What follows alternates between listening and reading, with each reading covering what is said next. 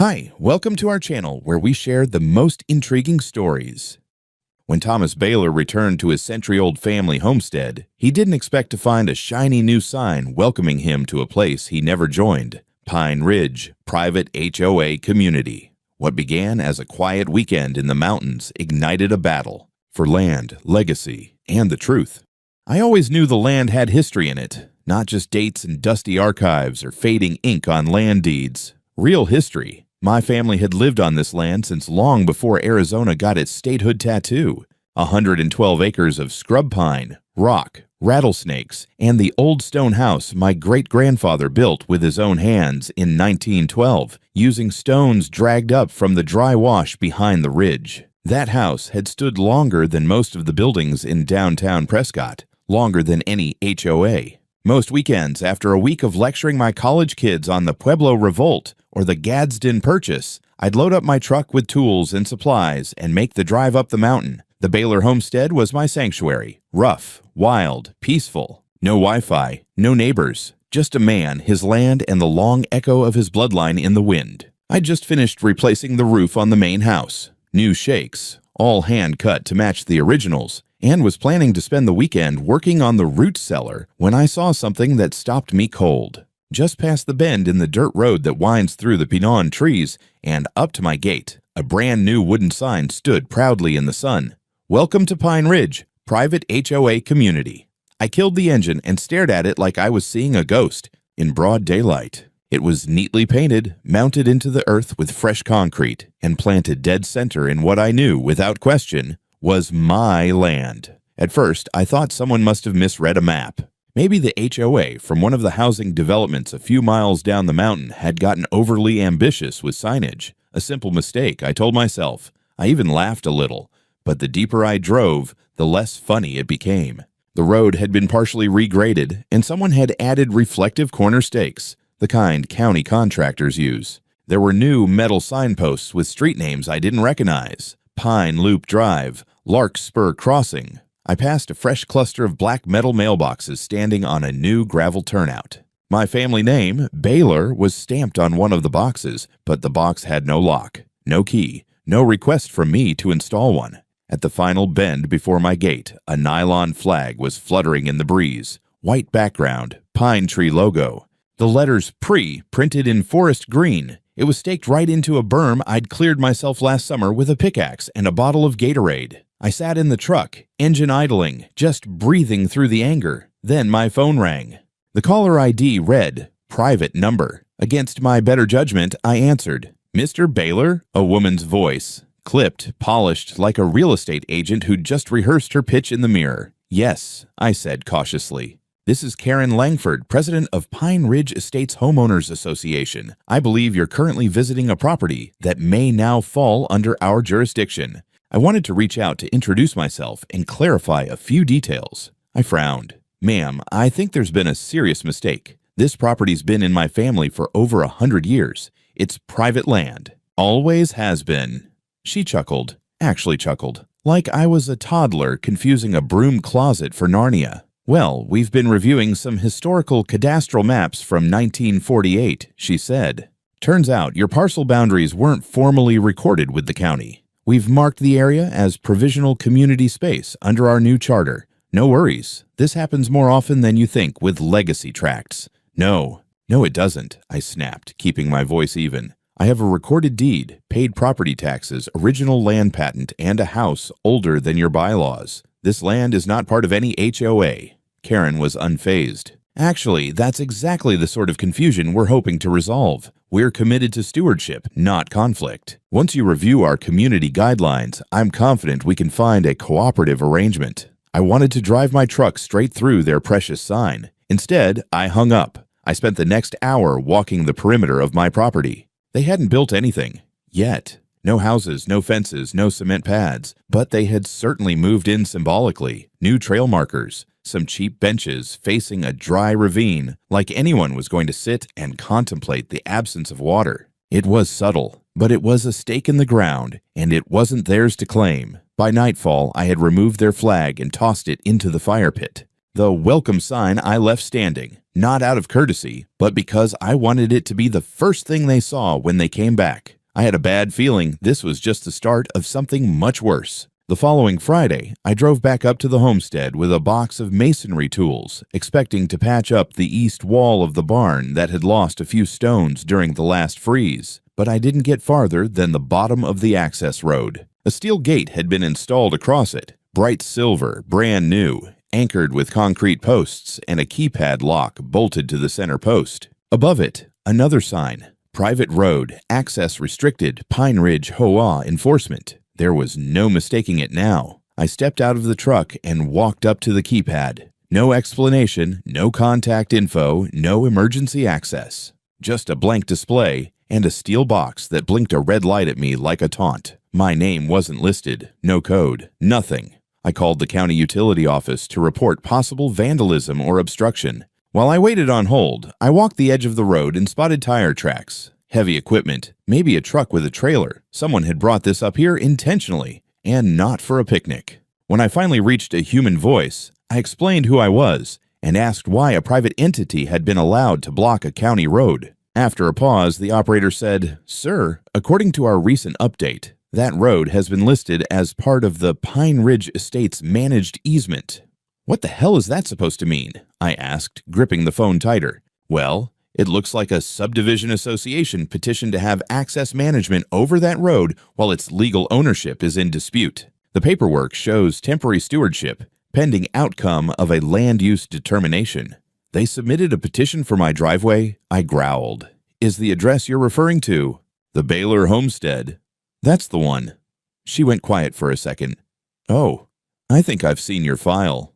That didn't exactly fill me with confidence. I turned the truck around and took the long way around, a 2-mile hike through the ridge on foot. I carried only my camera, a flashlight, and a thermos, planning to document every violation I could find. When I reached the gate from the inside, I confirmed what I feared. The keypad was active, rigged to an automated latch, and the steel posts were sunk deep. But the bigger shock was what I saw at the house. A neon orange tag had been slapped on the front door. Notice of occupancy suspension, HOA enforcement, no trespassing. Below it, in smaller print, use of this structure is temporarily suspended pending determination of parcel status by Pine Ridge. HOA Charter Subcommittee. I stood there in stunned silence. My house, my family's house, tagged like it was an abandoned warehouse. Then I noticed the lights weren't working. I sprinted to the generator out back, thinking maybe something had gone wrong, but the wiring was intact. The line running to the house had been disconnected, professionally, by someone who knew what they were doing. I pulled out my phone and called APS, the power company. After giving them my meter number, I asked when the shutoff had occurred. "Mr. Baylor," the rep said cautiously, "our records show that the service was temporarily suspended on request of the landholder, under the name Pine Ridge HOA Administration." "They're not the landholder," I snapped. "I am." "I understand, but they provided documentation of provisional ownership under a zoning reassessment filing. We're not authorized to override that without a court order." Court order, provisional ownership. Every word made my blood boil. I tried calling Karen directly, but it went straight to voicemail. I left a message short and to the point. "You shut off power to a private residence and locked me off my own land. That's criminal. You've got 24 hours to reverse this, or I file a police report and an injunction."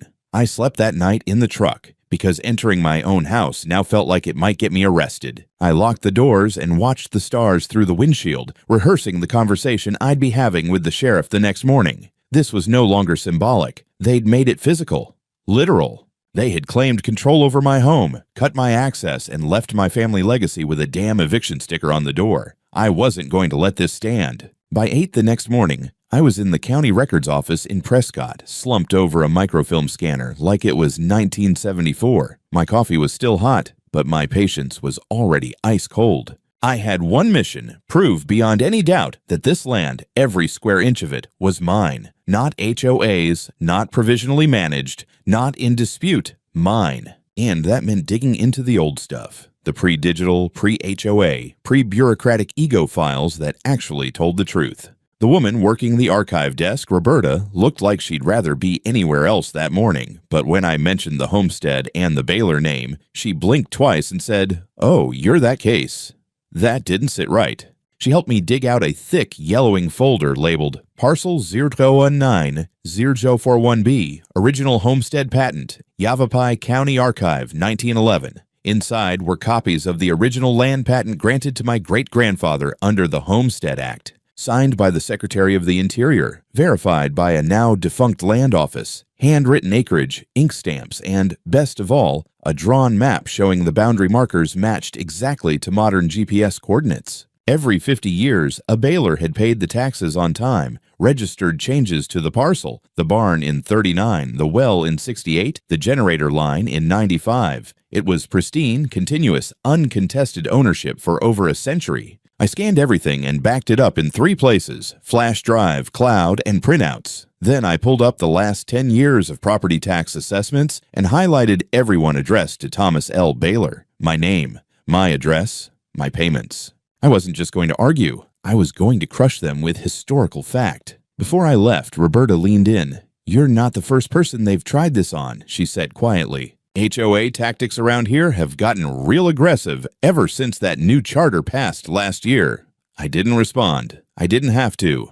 My jaw was set like the ridge rock behind my house. From there, I drove straight to my lawyer's office. I'd called ahead, and by noon, I was sitting across from Susan Lerner, a property attorney with a silver braid and a reputation for treating land disputes like courtroom war. She looked through my file like a general reviewing blueprints for a siege. "Well, they really picked the wrong cowboy," she muttered. Within 20 minutes, she had a temporary restraining order drafted and filed electronically to Yavapai County Superior Court, demanding immediate cessation of all enforcement actions by Pine Ridge HOA against the Baylor property, reinstatement of utility services, and removal of physical barriers. But she didn't stop there. "I'm also filing a notice of intent to sue for wrongful interference, fraudulent misrepresentation, and trespass," she said, tapping away at her keyboard. "Plus damages."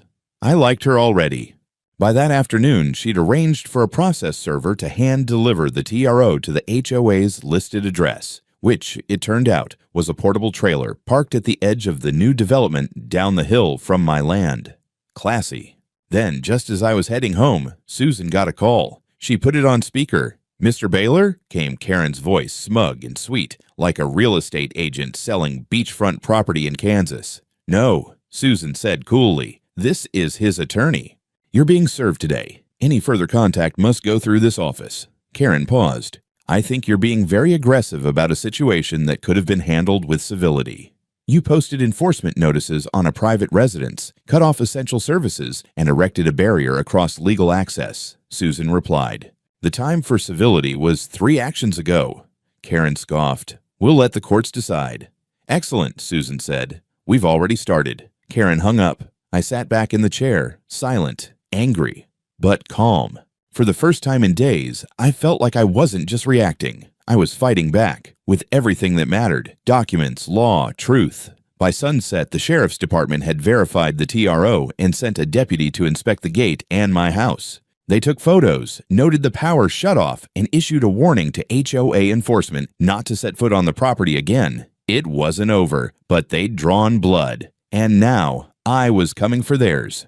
The preliminary hearing was scheduled for a Wednesday morning in Prescott. Susan told me not to expect much, just a formality to validate the restraining order and force HOA's hand to produce documents. I wore a clean button-down and brought copies of every deed, map, and tax bill we'd assembled. Susan naturally came armed with a full litigation binder and an expression that could sour milk. Karen arrived 10 minutes late in a pale blue pantsuit and sunglasses big enough to block sunlight and accountability. She was flanked by a man in an ill-fitting blazer who introduced himself as HOA counsel. He looked like someone who'd spent more time on LinkedIn than in courtrooms. The judge, a lean, no-nonsense woman named Madeline Reese, opened the session by reviewing the injunction. She didn't look amused. "Ms. Langford," she said, "your HOA filed enforcement actions against a property with a continuous land patent and record of tax payment for over 100 years. You've been asked to provide documentation supporting your jurisdiction. Do you have it?" Karen's attorney stood, cleared his throat, and placed a file on the clerk's table. "Yes, Your Honor. Included is a scanned historical zoning map and updated jurisdiction overlay produced by our planning committee. These show that the parcel in question lies within what we have designated as Phase 1 of Pine Ridge Estates. Susan didn't say a word. She just calmly opened her own binder, flipped to a page, and waited. The judge flipped through the HOA's submission. After a minute, her brow furrowed. "This document says it's from 1948, she said. "Yet this topographical feature, a pond, appears here," she pointed, "despite this pond not being dug until the early 1980s, according to the county water resources map." The silence was instant. Karen shifted slightly in her seat. Her lawyer blinked like a deer learning what headlights mean. Judge Reese leaned forward. "Counsel, are you telling me this is a document from 1948, with features added 40 years later?" The lawyer stammered something about scanning inconsistencies and updated annotations. Susan rose like a viper uncoiling. "Your Honor, we suspected this. My client compared the historic map to publicly available NASA Landsat imagery from 1980, 1990, and 2000. That pond, built in 1983, there's no version of this map from 1948 that could have included it. Additionally, GIS metadata embedded in the PDF shows it was created in 2021 using ArcGIS Pro. The author tag, a subcontractor named Cliff Landers, brother of a Pine Ridge board member." The judge looked like someone had just farted in church. "You're alleging falsification." "I'm alleging fraud," Susan said flatly, "and I've just submitted a motion requesting forensic review of all HOA submissions to this court." Karen finally spoke up. "Your Honor, this is getting blown out of proportion. Our association's planning committee made a good faith attempt to clarify historical boundaries. The map is just a tool." The judge stared at her. "You placed an enforcement notice on a private residence. You cut utilities to a home. You submitted a fabricated map to justify it. This isn't a planning committee misprint. This is a deliberate overreach, bordering on criminal." I kept my face blank, but inside I wanted to stand and cheer. The judge granted the motion. All HOA documentation was now subject to independent review by a court-appointed GIS expert. Until then, all Pine Ridge claims over my land were suspended. The restraining order remained in full force, and the judge added a clause. If any further interference occurred, HOA board members could face contempt of court charges. Karen didn't even look at me as she left the courtroom, but her lawyer did, and he looked like he was reconsidering his career choices. Susan patted the table once, satisfied. "That was the moment the wheels came off," she said under her breath. Later that afternoon, we received word that the court-ordered investigator had begun subpoenaing internal HOA communications and GIS records, emails, meeting notes, planning drafts. That was when the first real crack appeared. One of the HOA's junior committee members, a guy named Drew who worked in IT, anonymously forwarded us a zip file of internal emails. The subject line read simply, "You'll want to see this." Inside were email threads between Karen and board members discussing strategic annexation, land holdings without recent filings, and how to incorporate contested parcels quietly before Phase 2. One line from Karen stood out like a loaded gun. "We need this locked in before anyone from the Baylor family notices. Get Cliff to modify the old county map cleanly." I printed it out and stared at it under my desk lamp that night, so that was it. This wasn't a misunderstanding. This was theft. Calculated, deliberate, paper-clip theft of a legacy my family had guarded for 4 generations. And now I had proof. The next 3 days felt like something out of a political thriller. One minute I was patching holes in a barn door. The next I was fielding calls from reporters, county officials, and even a guy from the Arizona Attorney General's office. Once the court-appointed GIS expert confirmed the HOA's map had been created within the last 2 years and deliberately altered to look vintage, the investigation kicked into overdrive. Susan and I met with the county land use board on Monday morning. The chair, a wiry man named Alvaro with a smoker's voice and zero tolerance for games, laid it out for us plainly. "There's been a pattern of suspicious land grabs tied to Pine Ridge HOA over the past 18 months, he said.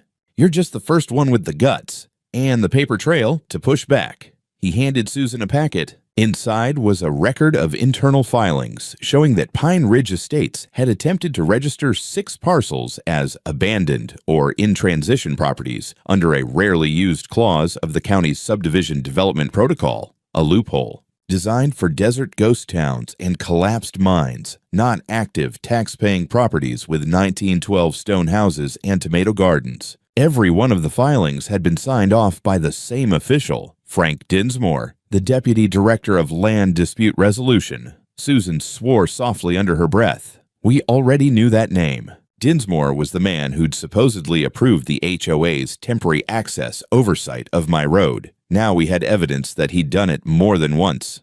And always for Pine Ridge. I asked the obvious question. How does a guy like that get away with it?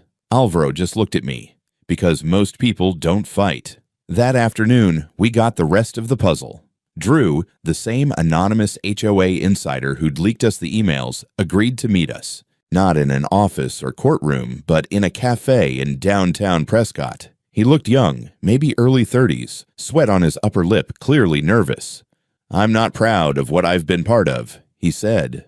"But I didn't sign up to be part of some land racket. I joined the board to help set up trash collection schedules, not steal ranches." He slid a flash drive across the table. On it, PDFs of internal HOA development plans labeled Pine Ridge Phase 2 expansion, complete with renderings of 25 luxury homes, all drawn over my land. My barn, scheduled for demolition, my house, referred to as existing structure, to be cleared during site preparation. It was already a done deal. The only thing they were waiting on was final clearance from county land reassessment, which of course would have come from Dinsmore. But it went deeper. Another file revealed that Pine Ridge had routed its applications through a shell company called Desert Creek Holdings, LLC, registered in Austin, Texas. That name sounded familiar, and it should have, because the registration showed the managing agent was one Conrad Langford, Karen's brother. Susan leaned back and exhaled slowly. That's your smoking gun. We now had a triangle of collusion. Karen Langford abusing her position as HOA president. Frank Dinsmore using his county seat to manipulate land status. Conrad Langford set to profit from a fraudulent land development scheme. Within 48 hours, we handed everything over to the Yavapai County District Attorney's Office. The case was reassigned to the state level for criminal investigation, and subpoenas were issued for HOA board records, emails, and every application submitted by Desert Creek Holdings. But before the DA could act, someone beat them to it. That Friday, I got a call from a local contractor named Vince Morales. He'd done work for me once, years ago, on the well casing. Said he needed to show me something. I met him at the base of the mountain, and he handed me a printed bid proposal he'd been given by a site foreman from, you guessed it, Pine Ridge HOA. It was for grading work on undeveloped lots in Phase 2. Only problem? The date on the proposal was 2 weeks before the HOA ever contacted me. "You were never supposed to find out," Vince said, shaking his head. "They thought you were just a weekend guy, a formality." The whole thing was already in motion. I didn't say anything. Just stood there holding that paper, hands shaking slightly, like I was holding the execution order for my own house. By Saturday, Susan had filed a motion to expand the complaint to include conspiracy to commit fraud, attempted unlawful seizure of private property, and collusion with a government official. Karen's name was now on an official criminal complaint. Dinsmore's too. And I was just getting started. The morning the arrests happened was oddly quiet, the kind of silence you get just before a thunderclap. I was standing on my porch with a mug of coffee watching a hawk circle the far ridge when my phone buzzed. It was Susan. Just 2 words. "Turn on Channel 7. I did. And there she was. Karen Langford, being escorted out of the Pine Ridge HOA office in handcuffs. She was wearing a cream-colored blazer like she'd dressed for a board meeting, but the look on her face was pure venom. Right behind her was a second man in cuffs, Frank Dinsmore, sweating through his collar, head down. Reporters swarmed them. One of them shouted, "Did you fabricate the documents, Mrs. Langford?" She didn't answer. She just stared dead ahead, as if looking through the whole world. By noon, the charges were announced publicly: conspiracy to commit fraud, abuse of official position, forgery of land records, attempted illegal seizure of private property, and wire fraud. Karen was held on no bail, pending a pretrial hearing. Dinsmore was charged separately, but the case was now clearly massive. State-level prosecutors, financial forensics experts, even the Department of Interior had sent inquiries. And the cherry on top?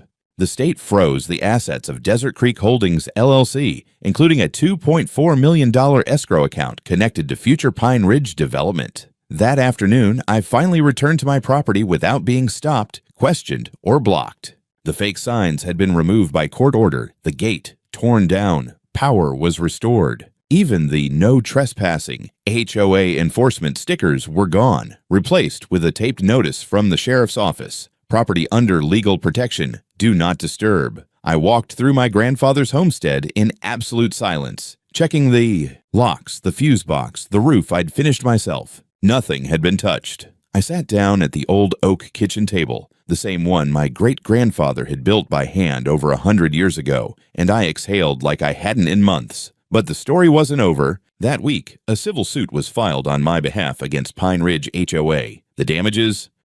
$1.2 million, including lost access to property, emotional distress, structural impact due to disconnected utilities, legal expenses, interruption of preservation work under historic registry plans. We also filed a motion to permanently dissolve Pine Ridge HOA on the basis of fraud and abuse of power. Turns out, I wasn't the only one. At least 4 other property owners came forward showing similar harassment, 2 of them elderly, 1 with English as a second language, all targeted because of ambiguous old land records. In a closed-door deposition, Drew, the former HOA member who gave us the files, testified that Karen had personally ordered the targeting of low-priority or vulnerable landowners, believing they'd roll over quietly. She'd been doing this for over a year. The judge's tone during the first civil hearing made it clear. The court was not amused. "You targeted legacy land with manufactured claims," she said, "and now you're going to sit through every inch of this case."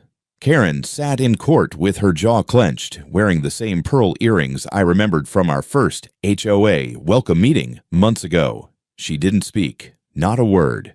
But what hit hardest was what happened in the community itself. Once her arrest hit the news, residents of Pine Ridge Estates began calling the county en masse, demanding an audit of their own association dues and board elections.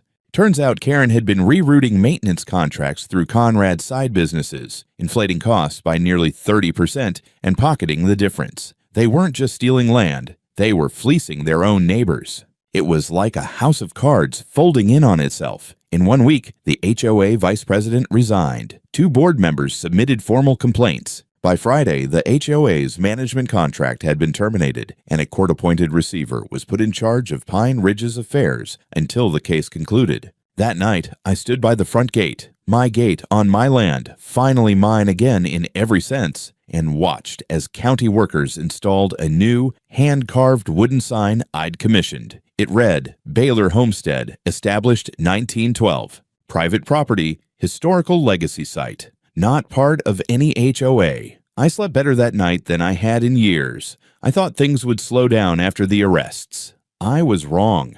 The following week, I was served a subpoena to testify in front of the Arizona State Grand Jury, investigating not just Karen and Pine Ridge HOA, but a statewide land fraud ring. Apparently, my case had cracked open something far bigger. According to investigators, at least 9 other HOAs across Arizona had attempted similar schemes using manipulated historic land records and shell companies. I met with the state attorney assigned to my case, Joanna Stein, a no-nonsense prosecutor who looked like she'd skipped more vacations than I'd taken in a decade. She explained that Karen's operation was part of what they believed was a coordinated attempt to seize under-mapped land near expanding communities. Homesteads, ranches, anything with vague old records was a target. They knew most owners wouldn't fight, she said. But you did. And you kept the receipts. By receipts, she meant everything I'd found. The Homestead Act deed, the property tax records from 1912 onward, the utility payment logs, and even that one surviving black and white photo of my grandfather building the cabin with the ridge in the background. The kind of thing no fake document could reproduce. My testimony took nearly 4 hours. I went through everything, from the moment I saw the new HOA signs to the courtroom discovery of the fraudulent map with the artificial lake. The jury was quiet, focused. I could tell they were seeing a much larger picture. Later that day, Joanna called. The grand jury just issued 12 new indictments, she said, and Karen's facing additional charges. The fallout kept expanding. The Arizona Department of Real Estate suspended the license of Desert Creek Holdings. Karen's personal assets were frozen. The HOA's insurance carrier dropped coverage, citing fraudulent activity and willful criminal acts by leadership. And thanks to my attorney's motion, a temporary injunction was granted that barred Pine Ridge HOA from conducting any further enforcement actions or financial operations until the trial concluded. That meant no dues collection, no maintenance fines, no board meetings, no property claims. They were effectively paralyzed. And yet, the pushback came. One afternoon, I found graffiti sprayed on my cabin fence. HOA traitor, enjoy your ruined neighborhood. And that same week, a neighbor, someone I'd never even spoken to, tried to block the access road with their truck, claiming I'd brought shame to the community. I didn't argue. I called the sheriff's office. 10 minutes later, the truck was towed and the deputy handed the man a citation for obstruction and harassment. I wasn't playing anymore. Meanwhile, the civil trial was building steam. We now had depositions scheduled with 2 former board members, both of whom had turned state's witness. One of them, Drew, delivered the most damning statement yet. Karen told us, and I quote, "Nobody cares about some ancient rock cabin up in the hills. If we get it on paper first, it's ours." The judge allowed it into the record. I saw Karen twitch when it was read aloud in court. We were gaining ground fast. Then came the twist I hadn't expected. A local news outlet ran an expose on the scandal. Front page, full color. There I was on the cover, standing next to my cabin with the headline, "Modern Land Grab: How One Man Stopped a Scheme to Erase Arizona History." Suddenly, I was getting emails from historians, professors, even families who'd lost old ranches under paperwork technicalities. Some offered help. One guy mailed me photocopies of old geological survey maps from the 30s, showing my homestead clearly marked, predating any HOA boundary. It felt like I'd gone from hunted to symbol. Not just someone defending their cabin, but someone fighting to preserve a piece of history against bureaucratic greed. We were almost there. The final hearing was set for 3 weeks out.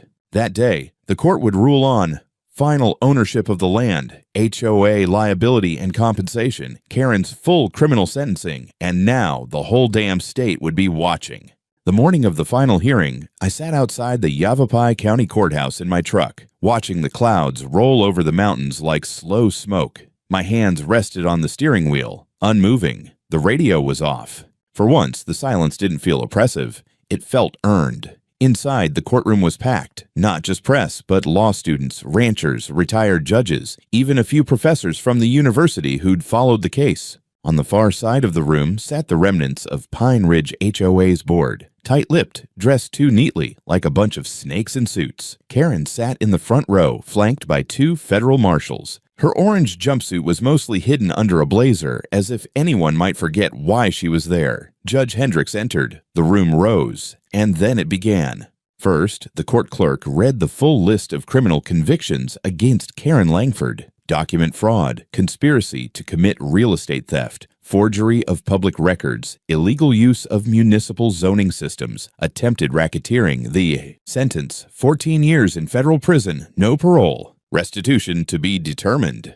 Karen didn't say a word, just stared forward, lips pressed into a bitter white line. Next came the civil judgment. My lawyer stood with practiced calm, laying out the final damages and demands. Lost utility use, trespassing enforcement costs, legal fees, emotional distress, destruction of historic signage, the forged claim to property value. It added up to a tidy number, $1.2 million. The HOA's defense attorney tried to argue that the board had been misled by Karen, that they were victims too, but the judge wasn't buying it. He looked directly at them and said, "You signed fraudulent documents. You enforced false boundaries. You barricaded a man from his legally registered century-old property and did so under a flag of authority you never had. That is not a misunderstanding. That is organized theft. Judgment, full compensation awarded to Thomas Baylor. HOA operations suspended indefinitely pending restructuring and full audit." I didn't smile. I just nodded. It was never about revenge. It was about proof, and I had it. The final moment came when Judge Hendricks ruled that the Baylor homestead would be granted official historical preservation status under state protection. That meant it could never again be rezoned, seized, or claimed without express consent of the State Historical Office and my family. Outside, the cameras caught me as I walked down the courthouse steps. A reporter shoved a mic in my face, asking how I felt. "I feel like I just punched 100 years of history back into place," I said. A week later, I stood at the front gate of the Homestead with a cold beer in my hand and a brand new sign bolted to the post. Baylor Homestead, established 1912. We remember our history, you remember your sentence, and that was it. The power lines had been reconnected, the fence repaired, the road reopened. I still find mail addressed to Pine Ridge HOA in my box sometimes. I just write "return to sender" in thick black ink and toss it back. Sometimes, at dusk, I walk out behind the cabin where my great-grandfather used to stand and look out over the valley. The trees haven't changed much, the sky definitely hasn't, but everything else, the fight, the people, the law, has shifted. And now, so has the legacy. This homestead isn't just a memory anymore, it's a warning, carved in stone and court transcripts. You don't steal from the dead, you don't lie to the living, and you sure as hell don't put your fake flag on my family's land.